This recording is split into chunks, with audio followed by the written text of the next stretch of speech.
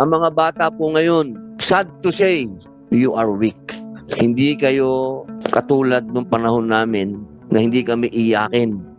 Kasunod ng binitawang pahayag ni Robin Padilla sa pagdinig ng Senado, mainit na pinagdebatehan ngayon kung mas weak o mas mahina nga ba ang mga kabataan ngayon kumpara sa mga naunang henerasyon sa pagharap ng mga suliranin sa buhay. Sumang-ayon man o tutol sa pahayag na iyon ni Robin, hindi makakailang naging makulay at puno ng hamon ang kanyang buhay. Isa marahil sa pinakamadilim na kabanata ng kanyang buhay ay ang kanyang pagkakakulong noong 1994. Sa video na ito, alamin natin ang tunay na nangyari kung bakit nga ba nakulong si Robin Padilla noon. Paano nga ba hinarap ni Padilla ang pagsubok na ito sa kanyang buhay? Noong 1994, kumalat ang balita na may kasong illegal possession of firearms laban kay Robin Padilla na nooy 25 anyos. Sa halip na palakasin ang tensyon, pinili ni Robin na sumuko sa PNP SAFA upang harapin ang kaso ng maayos. Dumating siya sa Quezon City Police kasama ang kanyang abogado. Sa operasyon, nagkumpiska ang ilang matataas na kalibre ng baril at mga bala na walang kaukulang lisensya o permit. Ayon sa mga ulat noon,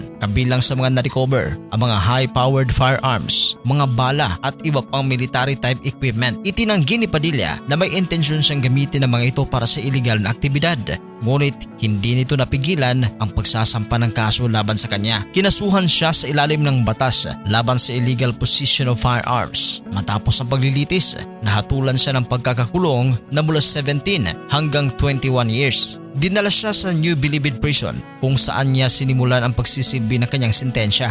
Habang nakakulong, hindi tuluyang nawala sa eksena si Robin. Nagpatuloy ang kanyang pagpapalabas ng ilan niyang pelikula na kinunan bago siya makulong. Naging usap-usapan naman ang kanyang pagbabagong buhay doon at pagiging mas relihiyoso sa kulungan. Lalong tumibay naman ang kanyang imahe bilang bad boy na may prinsipyo. Sa panahong ito rin niya mas pinagtibay ang kanyang pananampalatayang Islam. Noong 1998, matapos ang halos 4 na taon sa kulungan, pinagkalooban siya ng absolute pardon. Dahil sa pardon, nabura ang kanyang criminal liability na ibalik ang kanyang civil at political rights. Pagkalaya niya, agad siyang bumalik sa showbiz at muling naging isa sa pinakamalalaking action stars ng bansa. Matapos mabigyan ng absolute pardon, agad nagbalik showbiz si Robin at muling pinatunayan ang kanyang pagiging action star. Sa halip na tuluyang masira ang kanyang pangalan, ang pagkakakulong ni Robin ay naging bahagi ng kanyang redemption story. Mas tumibay ang kanyang imahe bilang totoong action star. Dumami ang pelikulang tumalakay sa hustisya, sistema ng bansa at buhay sa kulungan.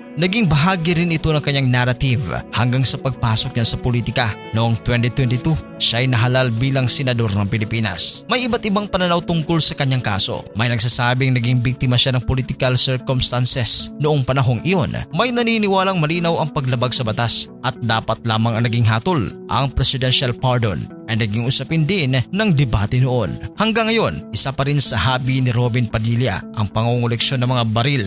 Nilinaw niya na ang kanyang mga baril ay legal. Sa katunayan, minsan na rin niya itong ipinakita sa publiko. Ikaw ba, naniniwala ka ba sa sinabi ni Robin na mas weak o mahina ang mga kabataan ngayon kumpara noon? Ano sa tingin mo? I-comment yan sa ating comment section. At sa mga hindi pa nakapag-subscribe, huwag kalimutan na mag-subscribe sa Showbiz Caster. Maraming salamat po.